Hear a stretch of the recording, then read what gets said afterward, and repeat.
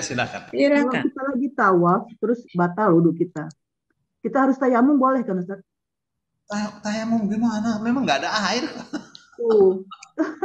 Kalau ramai Bawa gitu, Ustaz, botol, gimana Bu, kita botol semprot. Nih, Bu, Oh ya, pakai botol ya. kita pulang ke Indonesia dari umroh tuh. Saya bertiga, istri saya di belakang juga bertiga, berdua, dia bertiga. Jadi mau tayamum, saya bilang kamu tayamum itu ada debu memang. Ya, di pesawat bersih. Kan nggak ada debu, gimana coba? Iya. Kalau orang dulu, saya lihat tuan-tuan ya, mereka mengatakan tuan-tuan itu orang Arab ya. Bawa batik dari Trusmi, bawa pakaian di Beket itu pakai sepeda jualan itu. Itu di sapu tangannya itu, dulu kan nggak pakai tisu kan sapu tangan itu. Itu kalau dibuka itu debu. Kalau yang biasa orang gali sumur itu kan pasirnya atau debunya kan bersih banget kan. Nah, pakai itu. Jadi dia tayamum tuh debu tuh ada bener gitu.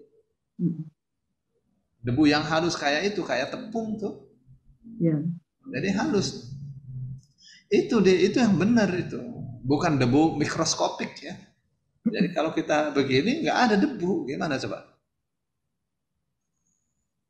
Nggak bisa kita menghayal sendiri gitu. Ini debu, anggap saja debu, orang nggak ada debu kok. Ya, tapi kalau sekira-kira kita misalnya di kursi kita ini misalnya pakai kain ya, bukan pakai kalep atau kulit. Sekira-kira ditepuk ada debunya, keluar debunya, nah itu debu. Ya, debu beneran itu. Jadi kalau tidak ada debu, ya, sementara di pesawat tidak boleh berwudu, ibu akalin pakai semprot itu, nggak bakal kemana-mana air. Iya. Jadi itu cukup. Ya itu ngerti Ustaz, yang lagi tawaf Ustaz. Ya yang lagi tawaf bawa aja sambil berarti itu keluar dari putaran. Keluar dari putaran atau sambil jalan. At-taharatu syartun li sihhati tawaf 'inda jumhuril ulama. Suci dari hadas itu syarat sahnya tawaf menurut jumhur ulama. Nah, tapi ikhtilaf. Kalau saat tawaf itu batal wudunya. Apakah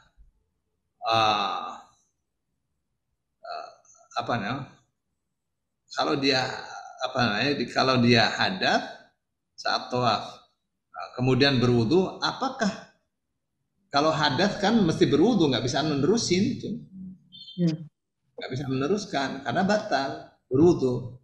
Nah, apakah ikhtilafnya? Apakah mulai dari awal lagi? Apakah meneruskan?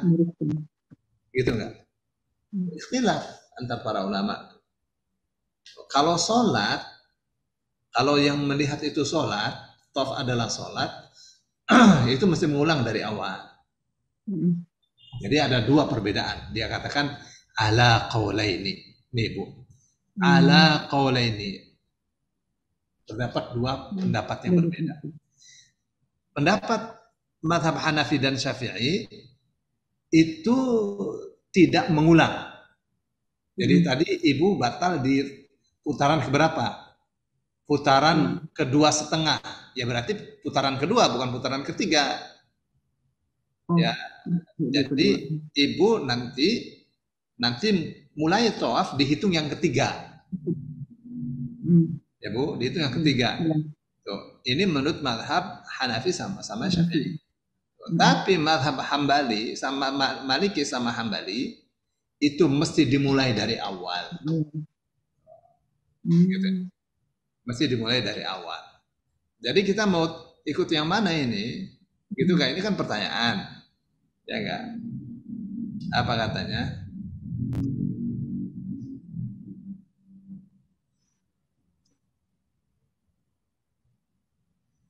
Ada yang berpendapat bahwa tawaf itu tidak harus berwudu, tidak harus punya wudu. Ini pendapat siapa nih? Pendapatnya Ibnu Taimiyah. Jadi karena tawaf itu tidak harus punya wudhu, maka ya kalau lagi tawaf batal ya no problem aja, tersempurnakan saja. Nah.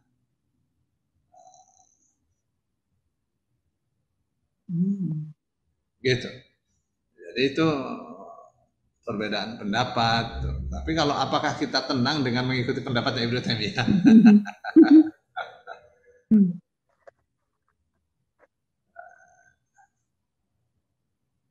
Jadi sekarang dikatakan. Jadi kita dapatkan 3 jawaban ya Bu. 3 jawaban. Satu batal tawafnya, ya terus dia harus berwudu, bisa. Kalau menurut mazhab Hanafi sama Syafi'i bisa meneruskan tawafnya. Batalnya di tawaf keberapa? Tawaf ke-6. Ya udah berarti mulai tawaf lagi, ambil wudu, mulai lagi tawaf, dihitung yang ke-6. Iya. Karena kan batal di tawaf ke-6. Berarti itu 2 kali lagi. Mazhab Syafi'i sama Hanafi sama Syafi'i. Nah, ibu nih ikut mazhab siapa? Mazhab Syafi'i, ikut aja mazhab Syafi'i. Ya. Jadi tidak mengulang. Ya. Ya. Tapi kalau ikut mazhab Maliki sama Hambali, ya harus mengulang dari awal. Kenapa? Karena menurut mazhab Maliki sama Hambali, tawaf itu adalah sholat. Hanya saja tawaf kita boleh ngobrol, boleh bicara. Ya, beda dengan sa'i. Kalau sa'i itu bukan sholat, maka boleh. Lagi sa'i orang kentut berat-berat boleh. Saat sa'i itu. Dan tempat sa'i itu bukan masjid. Beda dengan tempat tawaf. Tempat tawaf itu ya masjid. Gitu ya. Nah sekarang kita lihat ya. Jadi itu ya. Dulu 2 pendapat. Pendapat yang ketiga, pendapatnya siapa? Pendapatnya Ibnu Taimiyah. Menurut Ibnu Taimiyah, ya tawaf ya bukan sholat. Orang tawaf kok. Kalau sholat nggak boleh ngobrol. Bukan sholat. Jadi, meskipun itu masjid, ya bukan berarti kalau di masjid orang harus punya wudhu kan. Ya, nggak harus punya wudhu. Tawaf itu nggak harus punya wudhu menurut Ibnu Taimiyah. Jadi Ibnu Taimiyah itu tanya, mana dalilnya tawaf itu harus punya wudhu? Ya, orang yang mengatakan tawaf harus punya wudhu, harus punya dalil.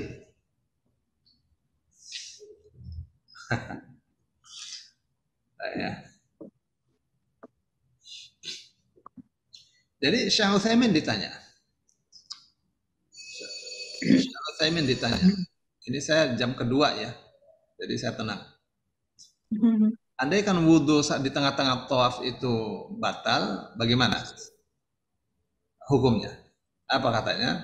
Kalau seorang yang tawaf itu batal wudhunya, maka dia wajib keluar dari tempat tawaf, berwudhu, kemudian kembali dan mengulangi tawafnya dari awal. Dari awal.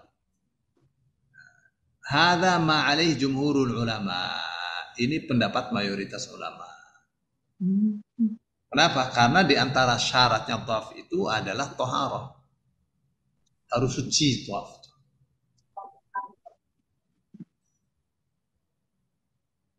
Baik. Itu satu ya. Ibnu Taimiyah berpendapat apabila wudhu batal saat tawaf, maka dia meneruskan tawafnya dan tidak harus wudhu. Ibnu Taimiyah. Karena tawaf itu bukan syarat, tidak ada syarat harus wudhu menurut Ibnu Taimiyah. Wa ma qalahu Syekhul Islam rahimahullah huwa sahih. Nah, kata Ibnu Taimiyah, pendapat Ibnu Taimiyah ini benar. Kenapa? Karena tidak ada dalil, li'annahu laisa hunaka dalilun 'ala Nabi sallallahu alaihi wasallam fi anna at-tawafa yushtaratu lahu tahara. Tidak ada dalil dari Quran, dari hadis kalau tawaf itu harus punya wudhu.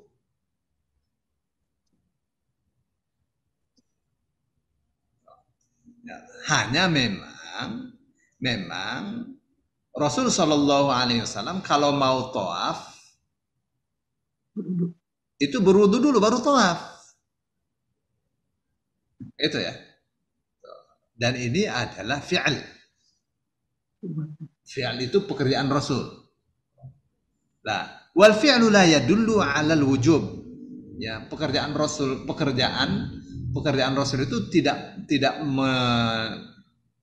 menunjukkan kewajiban. Rasul mengerjakan ini bukan tidak wajib itu.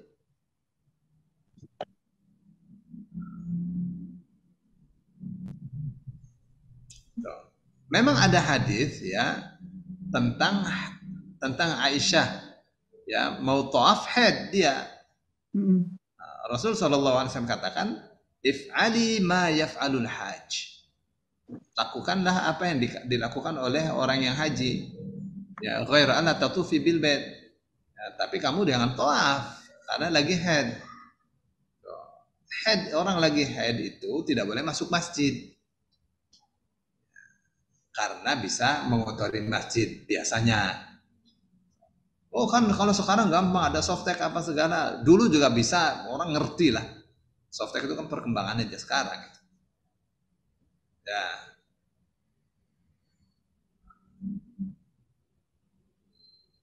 Jadi terserah mau ikut pendapatnya Ibnu Taimiyah ya udah nggak usah wudu. Ya, tapi tidak akan dapat sunnahnya sholat 2 rakaat di belakang makam Ibrahim setelah tawaf. Ya. Ya.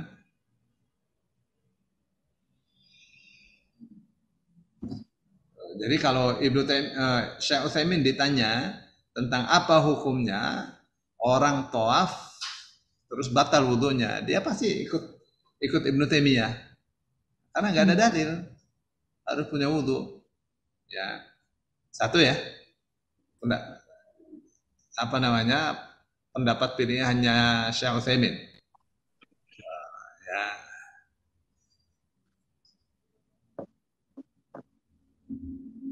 Tapi kata Syekh Utsaimin, tapi jelas ya, tidak diragukan lagi orang tawaf dalam keadaan suci itu lebih baik, lebih afdol, lebih berhati-hati dan akan bebas. Ya, bebas dari tanggungan. Daripada tidak punya wudu, gimana orang ibadah nggak punya wudu gitu. Tapi terkadang ya orang tidak bisa menghindar dari sesuatu yang bakalnya memberatkan dia. Di tengah-tengah tawaf yang sangat padat sekali. Kaki sampai nggak bisa napak saking padatnya itu. Terbawa arus untuk saja masih hidup ya. Yang gimana tuh? Udah mau tawaf yang ke-7 kentut wah gimana itu? Ya, dia katakan walau qulna idhhab wa tawadda, kalau kita katakan pergi wudu lah. Lalu dia pergi terus wudu kemudian kembali, dia akan mengulangi dari awal. Terus begitu dia ulangi kentut lagi gimana coba?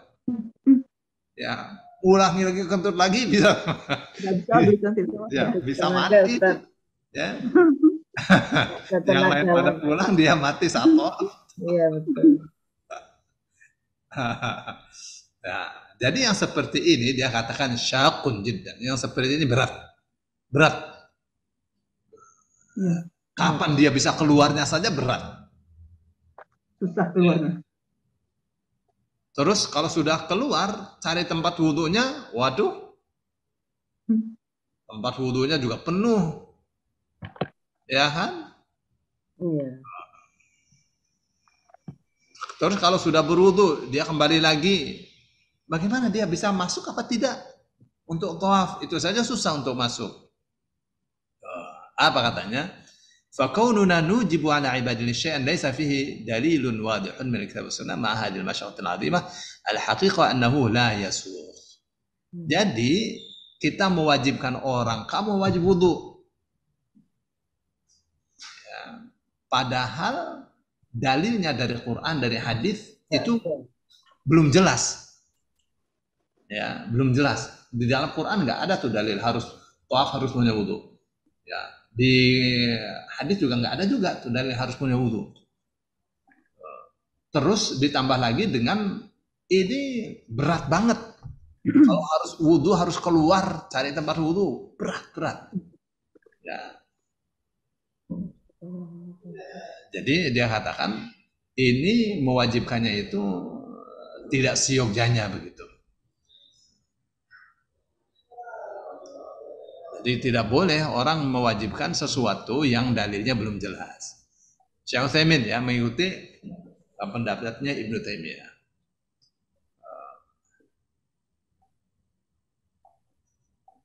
Dia katakan ya kalau saatnya mudah ya seperti hari-hari yang ya bukan musim haji, tapi terkadang bukan musim haji tapi lebih padat ya, terutama bulan Ramadan itu. Ya. Jadi dia katakan kalau dalam keadaan susah luar biasa teruskan saja, ikuti saja mazhabnya Ibnu Taimiyah. Tapi kalau dalam keadaan keluar wudhu gampang. Ya, di mana wudhunya? Nggak usah tempat wudhu, wudhunya di situ aja, di tempat kita minum zam-zam. Ya, sebentar, nggak usah keluar. Ya nggak Bu? Ya. Nggak usah keluar kan bisa itu. Wudhu situ. Tapi paling enak pakai itu ya. Nah, ya, spray itu. Paling enak tuh. Jadi ringan. Kita bisa akali, pokoknya ini namanya cerdas-cerdasan ya. Jadi kalau saatnya mudah, lebih hati-hati adalah dengan kita berwudu. Gitu ya. Ya. Naqul al-ahwat an taf'ala hadha. Dia katakan, kata Ibnu Taimiyah, Syekh Utsaimin, kalau dalam keadaan mudah lebih baik ya udah ya berwudu terus tawaf lagi. Nah, tawaf laginya ini apa mulai dari awal apa meneruskan? Itu yang Syekh Utsaimin tidak sebutkan. Jadi yang tidak disebutkan kita kembali ikut mazhab Syafi'i ya meneruskan. Ya, ikut mazhab Maliki ya mengulangi. Jadi ini ikhtilaf masalah fikih. Baik ya. Terus ala kulli hal alladhi nara ma ra'ahu Syekh la yashtaratu al-wudu' lit-tawaf. Dari kata Ibnu Taimiyah ringkasnya kata Syekh Utsaimin, ringkasnya pendapat yang lebih saya pilih adalah pendapatnya Ibnu Taimiyah. Kalau tawaf itu tidak harus punya wudu. Kenapa? Tidak ada dalil di Qur'annya, di hadisnya tuh.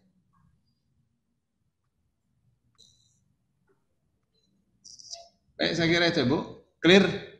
Afwan Ustadz. Iya. Bertanya sedikit Ustadz, meluruskan pertanyaan yang tadi. Iya. Ustadz, andaikan misalnya kita pada waktu haji, itu kan benar-benar kredit sulit, misalnya kita batal. Kemudian kita terus melaksanakan tawaf. Pada waktu mau sholat, kita kan bawa semprotan Ustadz. Pada waktu mau sholat di makam Ibrahim, kita ngambil wudhu untuk sholat 2 rakaat. Apakah itu boleh Ustadz? Ya, kan kalau tawaf kan ikhtilaf ya Bu. Tawaf itu ikhtilafnya apakah harus punya wudhu atau tidak harus punya wudhu. Iya Ustaz. Ya, menurut Syekh Utsaimin yang paling kuat itu ya tidak harus punya wudhu.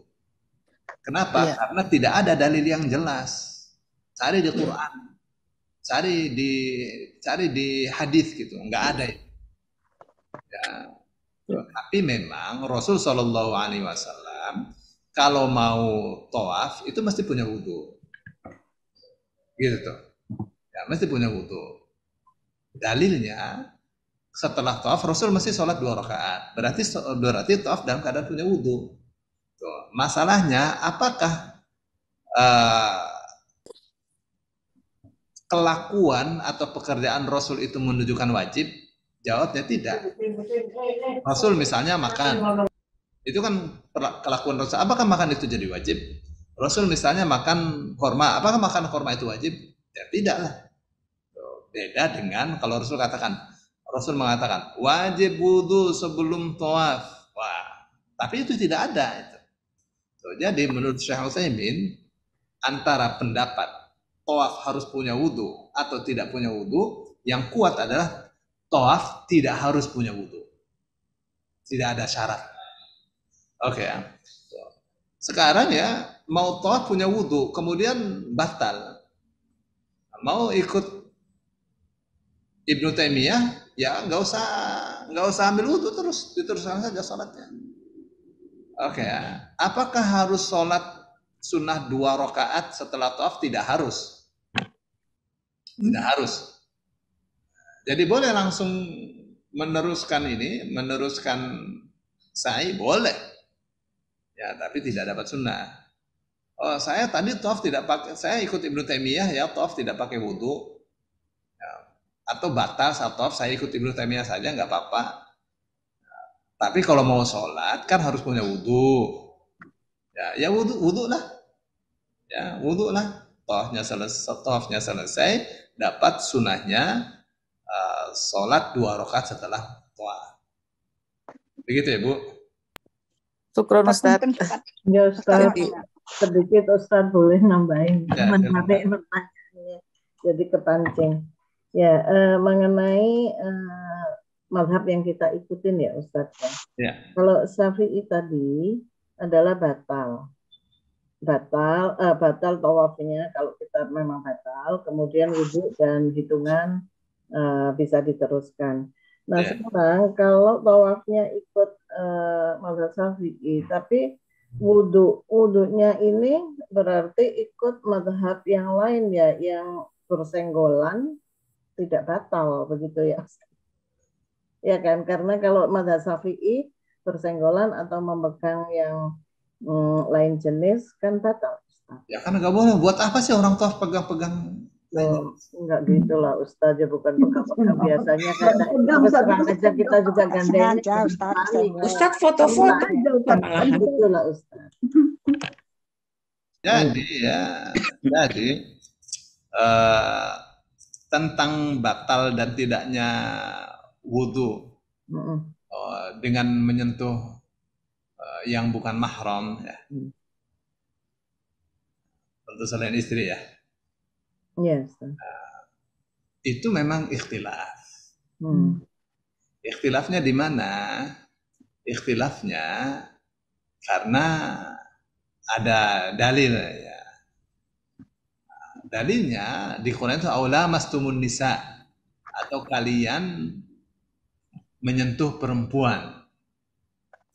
Nah, menurut Imam Syafi'i menyentuh ya menyentuh. Menurut Ibnu Abbas itu bahasa halusnya jima. Bahasa halusnya menggoli istri itu. Maka pakai lamastum, ada alif. Alif menunjukkan saling menyentuh, maksudnya itu jima. Oke. Langsung begitu. Kata Imam Syafi'i, tapi ada qiraat au lamastum enggak pakai alif. Artinya menyentuh itu membatalkan. Itu pendapat Imam Syafi'i. Pendapat gurunya Imam Syafi'i, Imam Maliki, yang dalam urusan tawaf ini berbeda pendapat ya kan antara Syafi'i dan Maliki. Kalau Imam Maliki kan harus mulai dari awal kan. Iya. Ya, kata Imam Maliki kalau ditanya menyentuh istri setelah berwudu, menciumnya misalnya, itu batal atau tidak, itu tergantung. Saat mencium tuh syahwatnya hadir apa tidak. Kalau syahwatnya hadir, ya batal. Kalau tidak hadir, ya tidak batal. Nah, Imam Maliki tidak memberikan batasan. Ya, munculnya syahwat itu seperti apa? Mencium dengan syahwat, mencium tidak dengan syahwat. Begitu. Jadi kalau yang tanya kakek-kakek gitu. Saya habis cium istri saya, apakah wudhu saya batal? Imam Maliki gampang jawabnya, nggak batal. Tapi kalau yang tanya itu Ustadz Solihin pasti jawab batal kamu gitu. Waduh, anak saja sampai 13 ini ya pasti kan 15. Ya, Ustaz. Tinggi Ustaz. Jadi Ustadz intinya kalau mendengar uraian dari Ustadz tadi, memang yang paling aman itu kita wudhu dulu, kemudian mengikuti mazhab Ibnu Taimiyah. Kemudian kalau mau sholat, nah seperti Bu Eva tadi, jadi kita baru berwudhu lagi. Aman. Ya. Sepertinya itu yang paling aman, gampang dan paling aman itu berangkat wudhu. Kita ikut wudhu saja, Rasul ya, ikut wudhu, batal meneruskan, berarti ikut Ibnu Taimiyah. Kemudian mau sholat karena memang wudhu lagi, ya wudhu lagi. Ya. Jadi itu udah kayaknya paling pas ya. Selama ini memang selalu yang kami ketahui itu kan hanya 4 mazhab, Ustaz. Nah itu jadi alhamdulillah tambahan hari ini adalah adanya Ibnu Taimiyah menambah pengetahuan kita gitu, Ustaz. Jadi Bu Eva tadi pertanyaannya jadi masuk, kemudian Mbak Laiza iya gitu, semua bisa diterima di sini. Semua mengikuti. Ustaz masih. Terima kasih Ustaz. Ya, sama-sama Ibu. Silakan. Boleh. Ini Ustaz, jadi menyambung tadi Ustaz bilang kalau memang kita batal kita harus wudhu. Wudhu itu misalnya kita yang di tempat air minum tadi seperti Ustaz bilang. Sedikit. Nah, namanya wudhu berarti kan harus sampai ke siku itu. Iya, kelihatan. Basah kan. Jadi uratnya kelihatan aurat kita. Ya, itu situ orang banyak. Bagaimana tuh Ustaz? Bagaimana caranya supaya tidak terlihat aurat? Nah, karena kan ini orang lewat-lewat laki pasti banyak namanya tempat ambil minum itu. Ya Ibu yang sekarang yang tinggal Ibu pikirkan bagaimana supaya aurat tidak terlihat. Kalau tidak bisa lepas dari itu gimana Ustaz? Bajunya tidak usah diangkat Ustaz ya, di luar baju. Kan ketutupan, pakai sepatu aja boleh kan Ustaz kalau dalam keadaan terpaksa. Berarti kan tayamum itu kalau kita nggak bersiku nggak kebuka Ustaz. Nggak bisa, ada air bagaimana tayamum? Bukan darurat Ustaz, dia masuk hukumnya? Enggak. Ada air. Ada. Jihadnya perempuan itu haji umroh. Waduh. Kalau yang di ini Bulughul Maram saya ada baca Ustaz ya. Ini Hasan juga itu biarpun ada air tidak ada air katanya gitu. Kalau kita musafir itu kita boleh tayamum. Dalam kurung walaupun ada air. Gitu. Pokoknya Hasan Bangil. Pak Hasan Bangil itu untuk urusan hukum dia lemah. Gitu Ustaz. Bukan kuat dia. Enggak kuat. Enggak kuat. Jadi kalau musafir itu ada air ya wudhu. Jadi batal tayamumnya nggak dipakai. Ada air wudhu, nggak ada air boleh tidak wudhu. Tapi khilafiyah tuh kuat sekali Ustaz ya di mana-mana kalau ini belajar ya. Iya kan ada khilaf kan. Kita kalau ada khilaf. Pertama, al-khuruj minal khilaf mustahab. Keluar dari khilaf itu dianjurkan. Urusan wudhu tidak wudhu, kalau berwudhu tidak ada khilaf, berarti berwudhu. Tapi kemudian ini terlalu sulit, ini terlalu mudah, ambil jalan tengah. Wah ini sulit, yang sulit jangan diikuti. Ya. Tapi ini mudah, tapi ada dalil. Ya meskipun sulit, tapi nggak ada dalil, nggak diikuti. Oh ini sulit, kayak tadi misalnya harus wudhu, nggak ada dalil. Tidak. Jadi kalau tidak ada dalil, kenapa harus wudhu? Ibnu Taimiyah tadi ya. Ya Ibnu Taimiyah. Gitu. Ya Ustaz, tapi kemarin tuh Ustaz ya maaf ini, kebetulan saya pergi di suatu negara itu, air ada Ustaz, tapi di masjid itu kenapa disiapkan batu? Ternyata saya tanya itu untuk tayamum. Nah ini ikut mazhabnya Maliki kalau nggak salah Ustaz ya. Begitu. Dan selama di sana itu kan istinja pun itu jadi tidak disiapkan shower. Jadi banyak ragu sih itu. Tapi ya memang perjalanan harus diyakinkan ya Ustaz. Cuman begitu, ternyata di sana memang setiap masjid itu ada batu-batu dan itu untuk tayamum, sehingga rasanya nggak masuk kalau dengan tadi harus ada debu tadi, karena badannya sudah nggak berdebu manusia.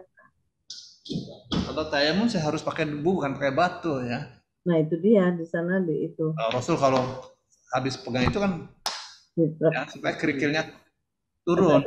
Iya. Ya, kalau pakai batu nanti bisa pada bonyok deh ini muka kita. Enggak ya. Mungkin di batunya di batu ada debu kali Ustaz. Bercanda Bu. Bercanda. Soalnya habis makan ladu nih tadi. Waktu Ustadz umrah kemarin saya lihat begitu selesai tawaf langsung foto-foto Ustadz. Enggak lah, paling tidak suka saya. Nggak boleh kan tuh Ustadz, belum selesai rangkaian apaan itu umrahnya. Gitu. Sangat tidak seyogia ya. Sangat tidak seyogia menyisipi suatu viral perbuatan. Sekali tuh. Ya. Menyisipi satu perbuatan yang tidak ada tuntunan sama sekali. Nggak benar. Bagaimana kalau ibadah umrohnya tidak diterima sudah foto-foto kayak gitu. Nyesel. Janganlah. Foto-foto di luar situ silakanlah.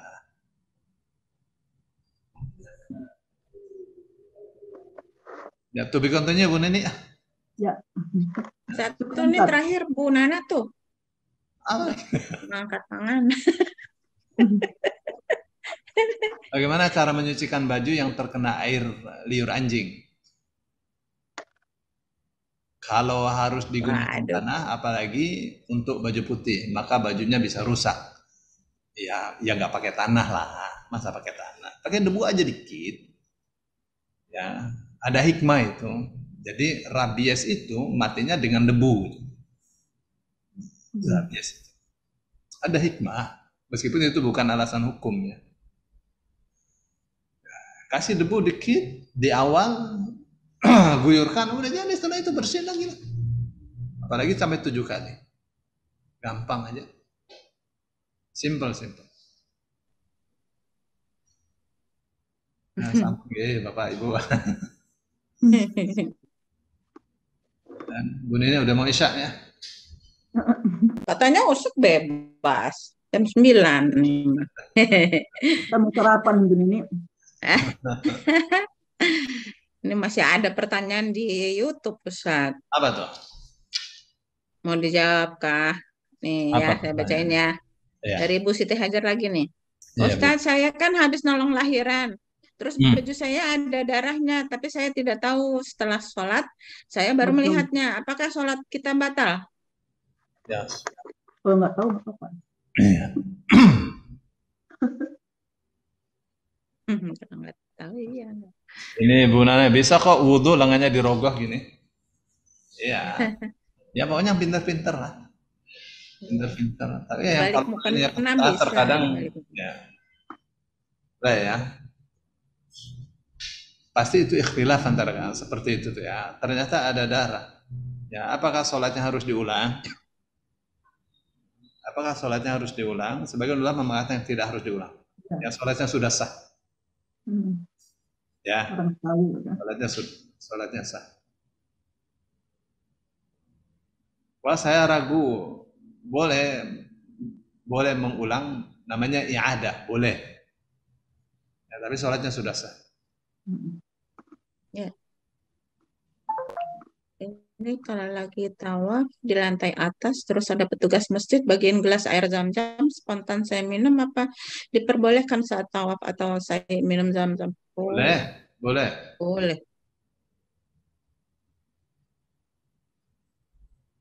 Ada lagi? Cukup. Udah dulu. Udah. Dia mau makan ladu nih. Ladu segini-gini. Rupanya dibawain bekal ya. Bu Nini mau ladu datang ke rumah. Ya,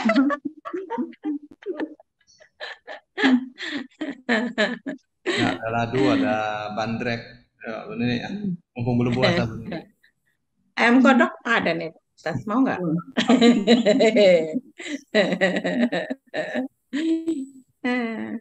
Ya, baik Ustaz. Terima kasih banyak Jazakallahu khairan katsiran atas ilmu yang sudah Ustaz tularkan kepada kita semua. Insya Allah kita bisa bagikan ke handetolan, saudara, kerabat, keluarga, semua bisa kita ini ya, teman-teman juga. Baik Bapak Ibu, kita akan lanjutkan di pertemuan berikutnya insya Allah di hari Selasa minggu depan tanggal 28, sudah dalam bulan Ramadan tentunya. Dan kelamaan Ustaz, ntar pada tidur. habis subuhan tuh biasanya langsung tidur kok puasa tuh. Belum ada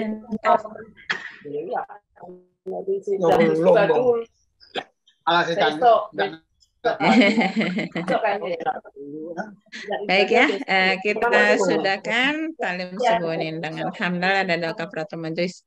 Alhamdulillahirabbil subhanakallahumma wa bihamdika asyhadu an la ilaha illa anta astaghfiruka wa atubu ilaik.